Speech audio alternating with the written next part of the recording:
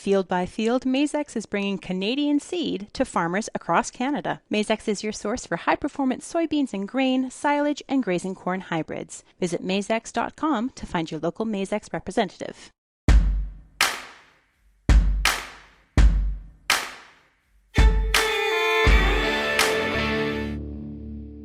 Hey, welcome back to Real Agriculture. My name is Chase Chambers. Today I'm with Joy Agnew of Olds College, and we're going to be talking about technology readiness and readiness for technology. How's it going today? It's going great. It's the start of another Egg Smart, and I can't wait.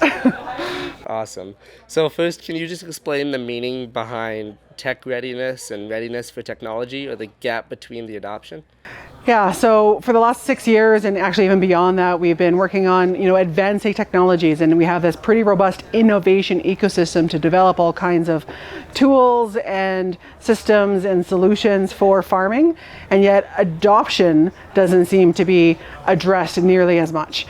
And so this presentation really covered or talked about that difference between technology readiness and the human factors associated with readiness for technology, and honestly readiness for change. And that needs to be addressed and considered going forward to really accelerate the adoption of technologies and allow us to harness the potential value in the technologies that are becoming available to us. So adoption is important so that we are taking full advantage of the tools that we have available to us with the advancement of things like artificial intelligence and robotics and big data and data systems. And we need that robust adoption to improve overall productivity and sustainability of food production.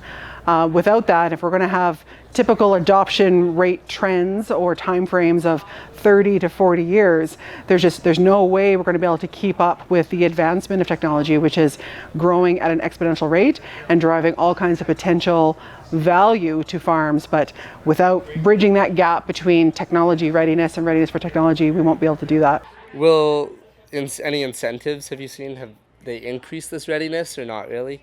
The example that I know, it doesn't appear to have made a difference, and so that's the other thing that really needs to be better understood and better assessed is we might understand the barriers to adoption, but we really don't know the impact that addressing those barriers will really have on adoption.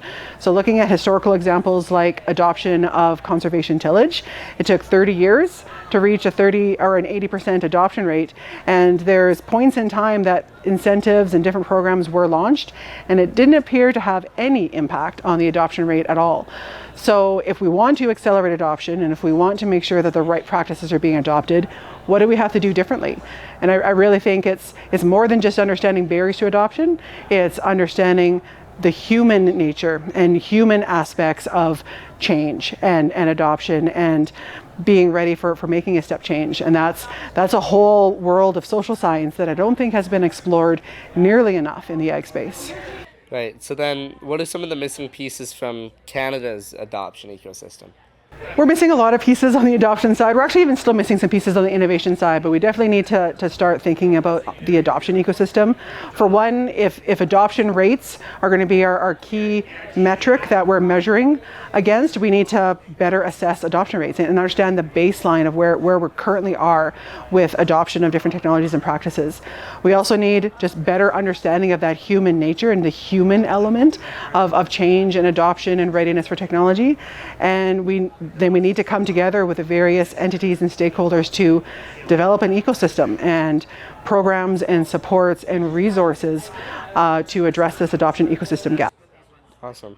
And is there ways where someone can know if a technology is ready for their operation or if an operation is ready to adopt this technology? That's a great question. I think that's something that would need to be addressed within the adoption ecosystem. I know from chatting with some international entities and international programs, they have addressed this connection with farmers, and they do things like technology audits on their farm, so that, because every farm is different, every farm is going to need sort of a different suite of solutions. So they need somebody to help them assess what's going to work best for them and what they're ready for, and then help them get access to the training and supports that they need to really take full advantage of that. That's not happening in Canada. It's happening in places like the UK, and Australia is doing some really incredible work on the social science side, but Canada needs to learn from that and catch up. Awesome. So how important is it then for Canadians, but everyone, to budget the time to learn the new technology, not just the money to afford new technology? Yeah, it's another great question, and how important is the learning about a technology in the adoption time frame acceleration, right? Because there's so many different variables, there's so many different factors related to adoption. I can't answer that question. I don't know which one is most important or how we bring all those pieces together to make an impact on adoption. But I do know that if we continue to rely on that human nature trend of being slow and steady and linearly responsive, there's no way we'll be able to really harness the value and potential in digital tools, AI, and other technologies that are now currently becoming available.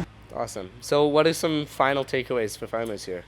We are doing some incredible things in the ag tech space. The advancement of technologies is exponential. There's so many tremendous opportunities in harnessing that power, and it would all be for supporting decision making on farm and improving productivity and sustainability. So we need to talk about that other side of it, talk about the adoption, generate the information and programs that we need to support that, and we'll really be able to harness the value of tech.